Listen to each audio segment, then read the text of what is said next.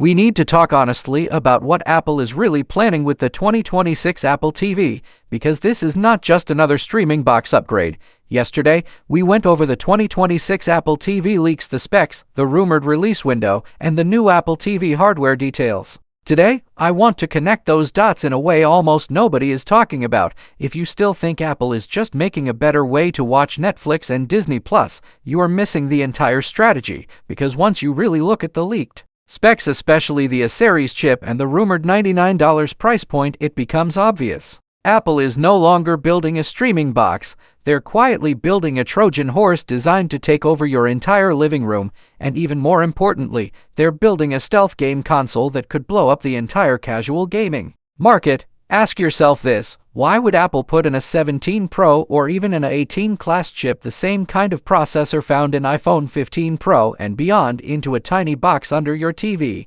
just to stream movies? It makes zero sense if you think of this as just an Apple TV. Streaming a 4,000 movie is easy. Any cheap streaming stick can do it. You could practically run Netflix on something barely more powerful than a calculator.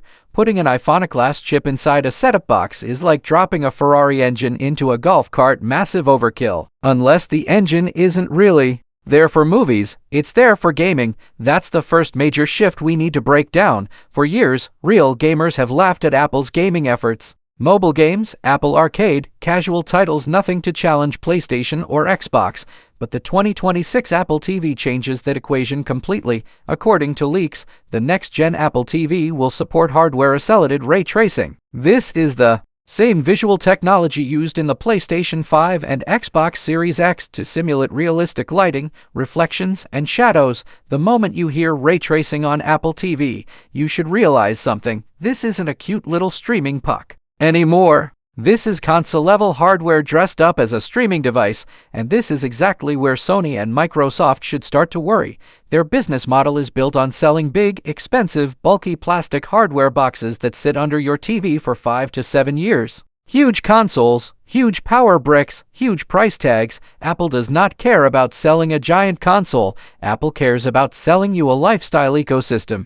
Think about the casual gamer for a second, the person who plays FIFA or FC, the one grinding Call of Duty Mobile, the Fortnite or Genshin player hopping between devices. They really want to drop 500600 on a giant console that needs physical discs, huge patches, and takes half a shelf? Or would they rather pay $99 for a tiny Apple TV 2026 box that fits in the palm of your hand, hooks up instantly to your Apple ID, plays good enough versions of those same titles in 4K, syncs progress with their iPhone or iPad automatically? If Apple can deliver that good enough console experience at living room scale, the traditional $500 console starts to look like a dinosaur overnight, and Apple has already been laying the groundwork. We're seeing full AAA titles like Resident Evil, Assassin's Creed, and Death Stranding arrive on iPhone and iPad. These are not Candy Crush tier games. These are full console experiences running natively on Apple Silicon.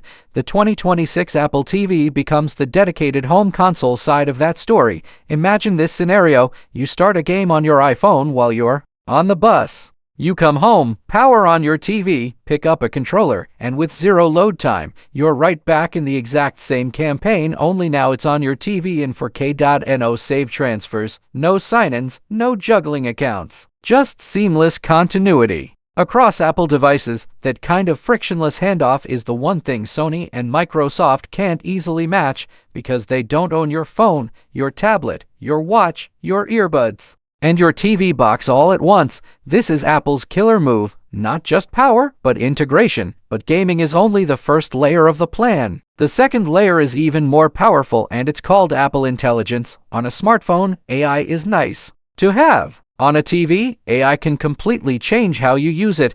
Right now, the Apple TV interface is clean and simple, but it's also pretty dumb. You scroll, you click, you search manually. Siri is there, but it's limited and often frustrating. Now imagine the 2026 Apple TV powered by a next-generation A series chip with a huge neural engine running Apple Intelligence directly on the device. Suddenly, the TV interface is no longer static, it becomes adaptive. contextual, and actually helpful. Let's break it into 3 layers. Layer 1. Search that actually understands you instead of typing or fumbling through menus. You say, "Show me that movie where the guy fights the bear," and it immediately surfaces The Revenant across all your installed streaming apps. You could say, "Find a feel-good comedy from the 90s with Jim Carrey," and Apple Intelligence pieces together actor, decade, genre, and mood to give you a list. No app searching needed. Layer 2. Automation that turns your TV into a control center. You walk into your living room and say, "Siri, I'm ready for the game." The 2026 Apple TV, with Thread and Matter smart home support, does all of this at once: dims your smart lights, closes your blinds, switches your TV input, launches your Controlarity game or Apple Arcade title, adjusts your sound settings to game mode, all triggered by one sentence. It's no longer just a streaming box. It becomes the brain of your living room. Layer 3. Local AI with real privacy. Here's where Apple really separates itself from Amazon and Google. Most smart assistants, Alexa, Google Assistant, send your voice recordings and requests to the cloud. For a lot of people, that's creepy and slow. With a powerful A17 Pro or A18 class chip inside the 2026 Apple TV, Apple can run huge parts of Apple Intelligence locally on device. That means faster responses, smarter personalization, and your data stays on your Apple TV, not on someone else's server. In a world where people care more and more about privacy, that's a big advantage.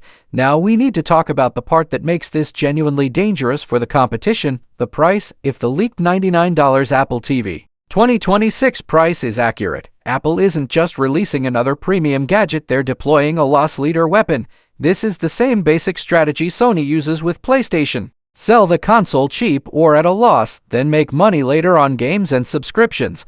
But Apple is on a different level here because they don't just have a game store. They have an entire services ecosystem ready to lock you in. I call this the Apple trap. Apple doesn't just sell you a $99 box. They sell you a monthly bill. Once that Apple TV is under your TV, you're far more likely to subscribe to Apple TV Plus for original shows and movies, sign up for Apple Arcade for games, use Apple Fitness Plus in your living room, rent or buy movies from the Apple TV Store, bundle everything into Apple One. Maybe Apple loses 30-50 on that box today, but over 5 years, with $5 here, $10 there, they can easily make $300,500 per household in recurring services revenue. The hardware is just the entry drug to the Apple lifestyle. And then there's the smart home angle. The 2026 Apple TV is rumored to support Thread and Matter out of the box. That instantly turns it into a perfect smart home hub, the one device that quietly connects and coordinates all your smart lights, locks, cameras, speakers, sensors, and thermostats. Instead of a dozen random hubs and bridges, Apple wants the Apple TV to be the one ring to rule them all in your living room. This is why I keep saying, even if you personally do not care about gaming, you should still be paying attention to this device, because the longevity of the 2026 Apple TV is going to be insane. A box this powerful, with a 2-3 generation leap in CPU, GPU, and neural processing, could easily get 7 to 8 years of major software updates. It becomes the long-term anchor of your living room setup. Compare that to a cheap streaming stick you buy right now. In 2 years, it's laggy, bloated with ads, and barely getting any feature updates. You end up replacing it, and suddenly that cheap stick wasn't so cheap.